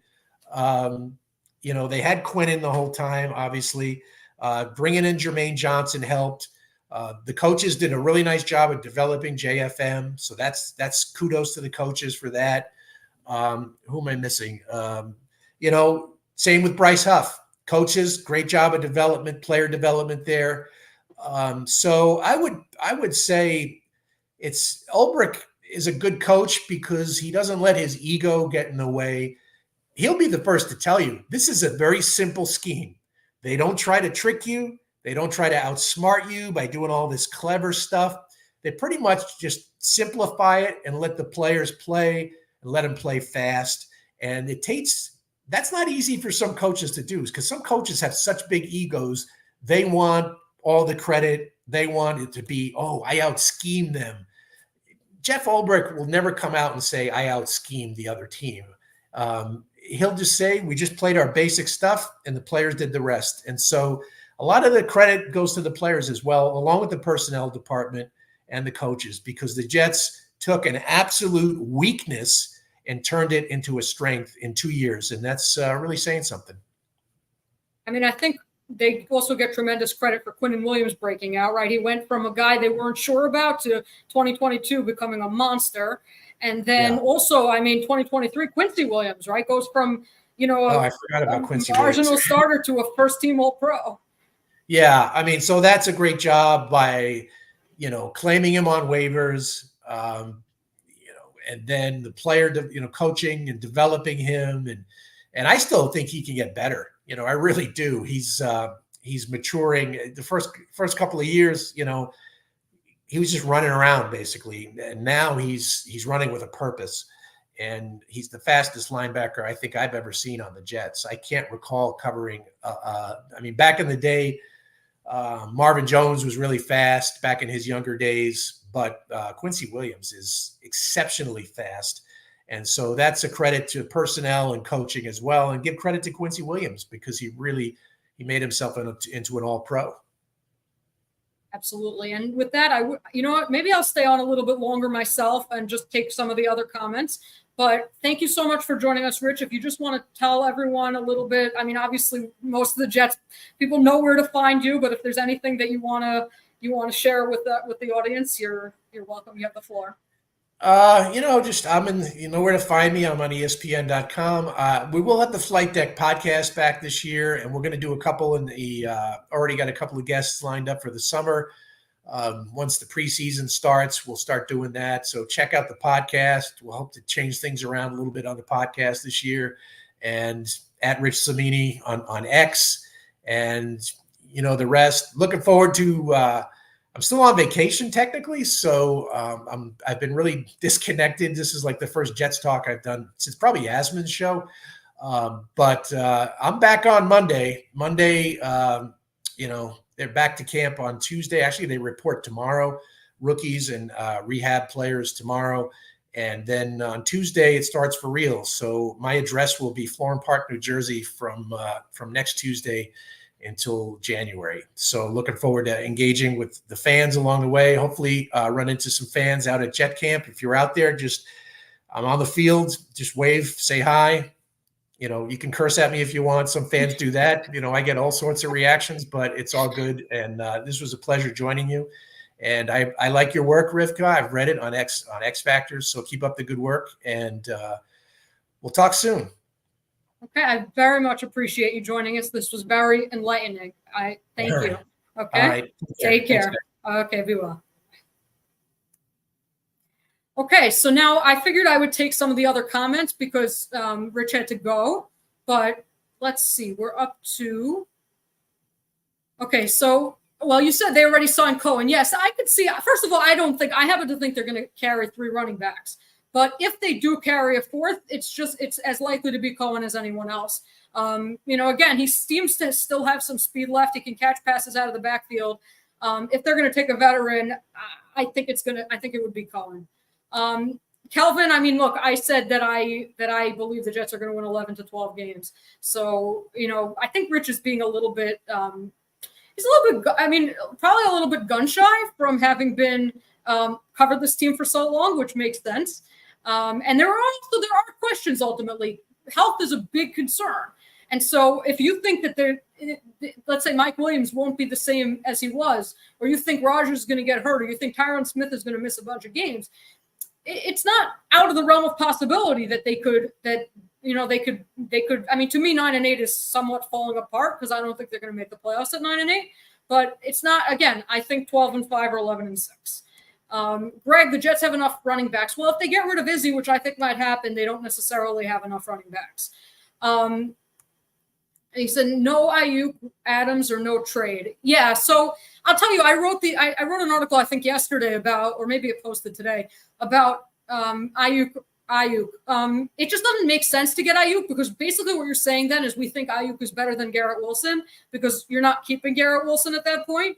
And it's also saying it's basically paying your top wide receiver 2 or 3 years early. I mean, they still have Garrett, because when you sign a guy to an extension, you're usually extending past the 5th-year option. So they'll pick up Garrett's 5th-year option this offseason, even if they don't give him whenever they give him an extension or they don't, you still have that 4th and 5th year first. And so if the Jets trade for Ayuk, what they're basically saying is we're paying our receiver 3 years early, which I don't think they're going to do, especially because the cap is, again, they have all these contracts to pay. They have, a cap crunch. And so I really don't see Ayuk, not to mention the fact that, again, they would have to give up at least a first-round pick, probably some mid-round picks too. If they're going to have a cap crunch next year, they need their draft picks. And, you could say it's an all-in year. I'm sorry, Devontae Adams fits that timeline. Ayuk doesn't. Yes, if that happens, everyone's gone. I agree. 9 wins, everyone's gone. Most running backs break out the first year. I don't know what the guy's talking about. Okay, so look, there is this narrative that young guys, Braylon Allen is 20, that young guys, rookies are rookies. It is often the case that running backs can come into the league and make an impact right away. Look at Breece Hall in his rookie year before he got hurt. Isaiah Pacheco came in as the 7th round pick and became the minute he joined the Chiefs, became really good. There are a lot of rookie running backs who do a very good job. I think one of the reasons to get a veteran is that very often rookies struggle with the intangibles of the game, particularly in pass protection. Rich mentioned that he thinks, he was surprised at how good Braylon Allen was with his hands. And so, sometimes running backs in particular, like understanding the scheme could be more of an issue. And that's why sometimes you bring in a veteran. But then again, Allen looked pretty, notwithstanding PFF grades, Allen looked pretty good in college in pass protection. And I think they expect him to be their number 2 running back, and he'll be the guy in when they need a pass protector. Matt, we have leverage over Reddick. If he holds out or plays poorly, he's only going to hurt his next contract. Exactly. I mean, that's one big thing. Reddick is going to play the season. There's no way he's going to hold out during the year. But could he hold in, as Rich said? Yes, he absolutely could, and that would be a distraction for the Jets. Not to mention, if you saw Nick Bosa, he kind of started out slow after he missed. I don't remember, he missed week 1 or whatever it was. Kind of started out slow. We've seen other players miss part or all of training camp and then start kind of slow. And so it wouldn't be ideal for the Jets if Reddick, missed time. Taylor, that's not bad compared to Denver's $80 million. Well, Denver's $80 million is obscene. So $59 million is not good just because $80 million is atrocious. Yes, the Russell Wilson deal was like one of the worst in NFL history. But, yeah, that's still pretty bad. The one thing I'm pretty sure I read is that the understanding was that if Rodgers retires following this season, they would restructure his deal so that the cap hit wouldn't be as big. Because he's due, on his deal, it said he was due $43 million next year, but his real deal is only 2 years and $70 million guaranteed. And so I think that there might be some maneuverability with that. I don't think that's actually what his cap hit's going to end up being. I've heard Corley has been signed. Yes, Corley signed his contract. 9-win team. As I said, I don't think he's trolling. That dead cap is really going to hurt us down the line. I know nobody wants to think about that right now, but yikes, I really hope this year goes well. It's fair to think, but as I said, I'm pretty sure that there's $43 million that is on that contract that's not real if he retires. And so again, I don't know exactly how it works, but I think they said they would renegotiate if he does retire after this season. And so I don't think it's going to end up being quite that big, but you could end up with in 2026, you could end up with a $40 million dead cap hit, which is pretty typical for the end of a quarterback's contract. I mean, Green Bay took a $40 million dead cap hit last year to trade Rodgers. And so it's not overly unusual. But yeah, 2026 is definitely when the Piper is going to come, it's going to come due. Greg, we win now. I mean, the question really is, because it's not enough to just make the playoffs and even win one playoff game. This is like an all or nothing season. I mean, especially with Tyron Smith, with Mike Williams, a lot of the guys are on one-year deals. Morgan Moses on a one-year deal.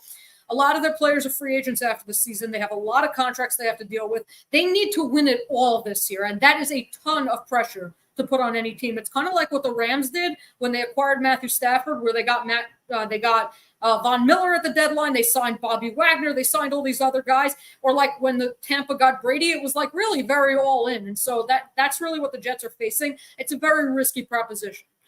John, I appreciate it. Holy green screen, LOL. Well, I was trying to find a way that nothing would be backwards because I mirror my screen because I like how I look better with it mirrored. And so I've had the Jets backwards, and last week I had Solomon Thomas backwards. And so I just figured I'd put a green for the Jets.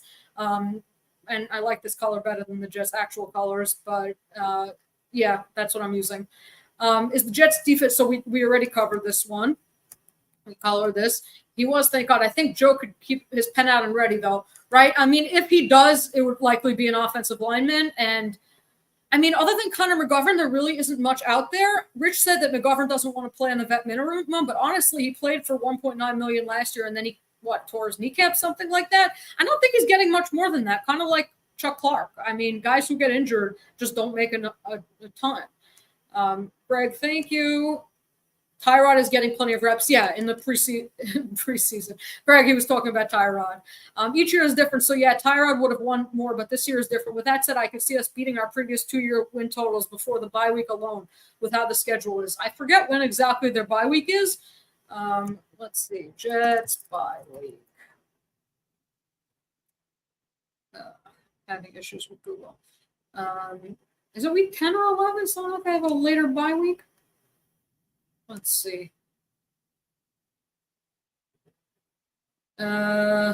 Week 7, week 8, week 9, week 10, 11. Ooh, it's week 12. So yeah, they could. I mean, they better, honestly. They better be more than 7. Well, okay, I guess 7-4 is fair. Yeah, I mean, I think that even if Rodgers misses a game or two, I think that they can win with their defense and Tyrod. 9 wins is an insult. I mean, look, if they deal with injuries, it's not. Broncos will be lucky to win 7 games. I agree. Reddick is next. I don't think they're going to extend Reddick. As Rich said, he doesn't think so either. He said they might throw in some incentives or something like that. The question is when that will happen and when Reddick will agree to that. The defense keeps teams under 21 points. We can win with either quarterback. It's fair, but this defense could be somewhat worse without Quentin Jefferson, without JFM. It's worth noting that, again, their defense could be better if they have leads and they just are rushing the passer with abandon. But again, Will McDonald also replacing Bryce Huff. I like Will McDonald. I think he's going to be really good, but that's a very high bar to clear. And so it's worth noting that their defense could fall to like number 10, 11, 12. I don't think that's going to happen. I think they'll still be top 5, but it's definitely possible. Dano, at least we got the intel on Becton. Thank God we're not relying on him during this window. Agreed. Thank God. Let the Eagles deal with this problem. Don't want to see the Jets at 500 at all this season. From gate to wire and Super Bowl win. Well, I hate to break it to you, Greg, but chances are they're going to start 0-1 because I don't think they're going to beat the 49ers. But hopefully after that, they'll win week 2 and then just go on a winning streak. They should be at least 5-1 by week 7. Yeah, we talked about this. I think what happened with Douglas, I think so he made a couple of mistakes. First of all, there were like 3 or 4 different mistakes that Douglas made starting in 2022. He made a mistake by not signing a contingency plan for Mekhi Becton going into 2022 because they knew he was coming off a serious knee injury and he had weight issues. And so they waited until training camp to talk to Dwayne Brown. And then, of course, Becton went down, and then they were forced to sign Brown to starter level money. And that's why they played Dwayne Brown in 2023, because they had signed him and he had like an $11 million cap hit. So they decided to rely on a 39-year-old coming off a torn labrum or whatever he did with his shoulder. And so That was one mistake. Another mistake was just relying on Becton altogether. Last year, even though they came in with Becton as a backup, expecting Becton to give them any contribution. I remember the minute he went down in 2022 saying that they had to treat him as if he wasn't there in 2023. They didn't do that. Then signing Billy Turner, okay, fine. You sign him because Rodgers likes him, fine. But there was no way he should have been competing for a starting job with Max Mitchell. That was ridiculous. They had to have brought in, and I know they were relying on the draft and Broderick Jones. I'm sorry, when you traded back, if they had the number 13 pick, maybe they could have expected to have a tackle there. Once they traded back, which they knew they were probably going to have to do a pick swap to get Rodgers, it was ridiculous not to have signed someone. There are always mid-level guys available. Even if you have to spend $7 to $10 million on them, it's just so much better than having a Max Mitchell and a Billy Turner. And that was, again, a big mistake. And so I don't know what Douglas was thinking, honestly. I think he just thought Rodgers was going to fix everything. Hepburn, so John, you said we need Devontae at the trade deadline just in time for the playoffs. Yes, if Mike Williams doesn't play like Mike Williams. If Mike Williams plays like the guy who in his last 17 games had 1,263 yards, they don't need Devontae Adams. They could still look into acquiring him and get an elite top 3 like Houston has. But I think that their Jets are going to also evaluate to see how Mike Williams is doing. If he's playing at a high level, I don't think they would trade, or I think they would be less likely to trade for Adams because it would essentially be a half-year rental. Early in the year, it's run, Brees, run. Rich had a good point about Rodgers being willing to run the ball, but I think he ran a fair amount in Green Bay with Aaron Jones. And so I think he would be willing to audible to run plays if he sees the defense in too high or whatever. And yes, Brees can catch the ball too. I expect him to compete for a 2,000-yard scrimmage yard season. I don't necessarily think it'll be 1,000 yards rushing and receiving. I don't think he'll get enough targets for that, but close. Use like the Colts. Running backs never get as many touches this year nowadays as they used to because there's always, again, running backs used to take, 30 carries a game plus. That doesn't happen nowadays, but I think they'll use Brees like the Colts and Rams use Falk as a two-way threat. Absolutely. Mike Williams is who you're worried about. I'm sorry I'm running through these quickly. I have to leave in 3 minutes. Exactly. That's kind of why they're going to wait to see. They'll try to get Devontae if Mike Williams is not playing the way he should. Yes, it's definitely a concern if Williams is not good. The Jets receiving core is in trouble. We didn't throw a pass in the second half in Super Bowl III. Namath was the only Super Bowl quarterback to win Super Bowl MVP and not throw a touchdown. Snell should have been MVP, absolutely. 80% Solid, 20% Ulbrich. I don't know about that. I think Solid sets the defensive culture, but Ulbrich calls the plays. And again, Solid's probably more involved in personnel. Joe Douglas gets a lot of credit for drafting Sauce, for bringing in DJ Reed, for getting Quincy Williams off waivers, JFM off waivers, Bryce Huff, UDFA. But again, Solid Douglas, Solid Ulbrich, whoever, again, developing the players. The position coaches probably also get a lot, Tony Oden, terrific cornerbacks coach, defensive backs coach. So you give credit all around. It's hard to say which one. Yes, it's more 4-2 nickel than 4-3. The Jets' base defense is 4-2-5. It's nickel. They play nickel at the second highest rate in the NFL. Quincy was on the scrap heap, off waivers. Quincy has confidence now. He's going to another level. Quincy, the thing about Rich said it right. Quincy used to just run around like you don't even know how he used to just run around the field and didn't really know what he was doing. His instincts developed to a very high level last year, and I give the Jets coaches a ton of credit for that because that comes a lot from coaching. But you also give Quincy a ton of credit because that comes a lot from film study. Sure, C.J. Mosley helped him, but still, taking that elite athleticism and combining it with elite instincts, you got a first-team All-Pro, and I think he's going to be able to maintain that level. Rich has a dream job. That all talent still has to gel. Run blocking is way easier than pass blocking, so run Brees and Allen a lot early. I agree. Run blocking is definitely easier, and I do think they're going to start out running. Billy Sims. If Reese goes nuts, it'll be hard for JD not to sign him in 2 years. Yes and no, because JD does come from that. He drafts a running back every year. He may, he tried to trade up so they would have that fifth-year option with Brees. I could see him tagging Brees Hall. They'll have him for the fifth year and then letting him go. Sluggo, Rivka, you look marvelous, darling. I've heard that one before. Thanks, Rivka. You're way easier on the eyes than that Joe Blewett fella. Hey, you can't compliment me by insulting Blewett. Our D went from 32nd to 5th. Now it's time for our offense to do the same. Absolutely. Totally agree with you. Okay, guys, thank you so much for joining. Remember to check out Jets X Factor. Check out my X account at Rivka_Boord. Right after this, Joe Blewett and Michael Nanny are streaming, so tune into that. And check out, again, Jets X Factor for all your Jets content. We really are. I didn't want to say it in front of Rich, but it's the home of the best New York Jets content on the internet. And so thank you very much. Greg, thank you for joining. Take care. Have a great day.